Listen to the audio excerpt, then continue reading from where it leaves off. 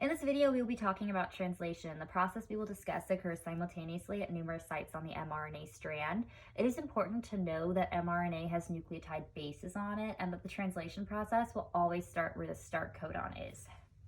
So for our video, this will be our mRNA strand, and I went ahead and already marked out where the codons are located on it. So we have our start codon over here and our stop codon over here. Now there are more codons than there are amino acids, which means that some codons code for the same amino acid.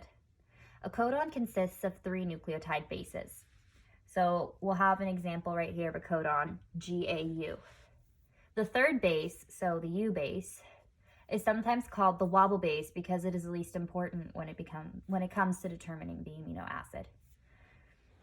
For translation, the mRNA will bind at its start codon to the small ribosomal subunit, and a transfer RNA carrying our first amino acid and which has the corresponding anticodon to our start codon will bind to the start codon of the mRNA strand and the ribosomal subunit. This will attract our large ribosomal subunit, which will create our initiation complex. The large and small ribosomal subunits are called alpha and beta subunits. The large ribosomal subunit has 3 sites to take note of: the E, P, and A sites. The initial tRNA carrying an amino acid will be on the A site of the larger ribosomal subunit. As stated earlier, this tRNA will have the complementary anticodon to the codon on the mRNA. So since the mRNA start codon is always AUG, the tRNA that will attach to the A site on the ribosome will have the anticodon UAC. Now, the ribosome will move down the mRNA strand. And as the ribosome moves down, tRNA1 and amino acid 1 will move to the P site. And we will have a new tRNA, which has the anticodon to codon 2, come in to our A site. Now this tRNA2 will also be carrying an amino acid. Now that tRNA1 is in the P site, the amino acids of tRNA1 and tRNA2 are quite close to each other, and they are capable of forming a peptide bond.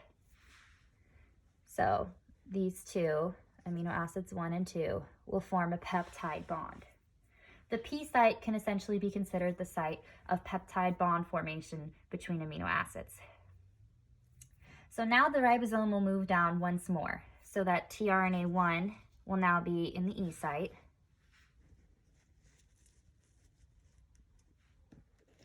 which means tRNA2 is now in the P site,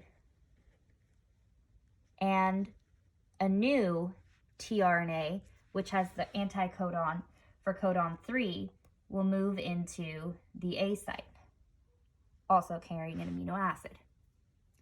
Now, once more, amino acids 2 and 3 are very close together, so they are also capable of forming a peptide bond to each other. So amino acids 2 and 3 will form a peptide bond.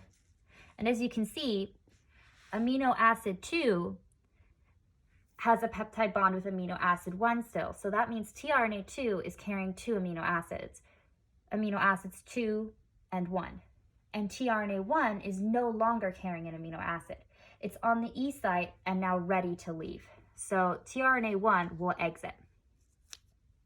And we will move down, the ribosome will move down the mRNA strand once more. And this whole process will repeat itself until the stop codon is reached. So that means that a new amino acid and tRNA will be in the A site, corresponding with the codon, of course, and a new peptide bond will be formed between amino acids 3 and 4. And this peptide bond that is this chain of peptide bonds that is growing is called a polypeptide chain. And this process will simply continue until the ribosome has reached the end of the mRNA strand where it encounters the stop codon. Once it has reached the stop codon, the polypeptide chain will detach from the ribosome and the ribosome will fall off.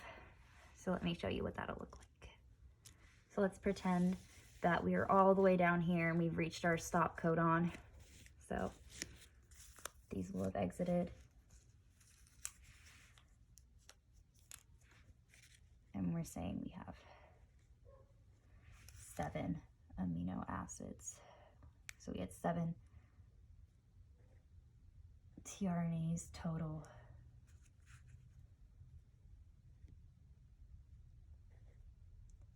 And this is a polypeptide chain that is formed here. Now, our ribosome has reached the stop codon of the mRNA strand. It is now going to fall off and our polypeptide chain will detach. And our polypeptide chain is now capable of folding and maturing into a protein. So this chain of amino acids, which are peptide bonded, will fold and mature into a protein. And this is translation.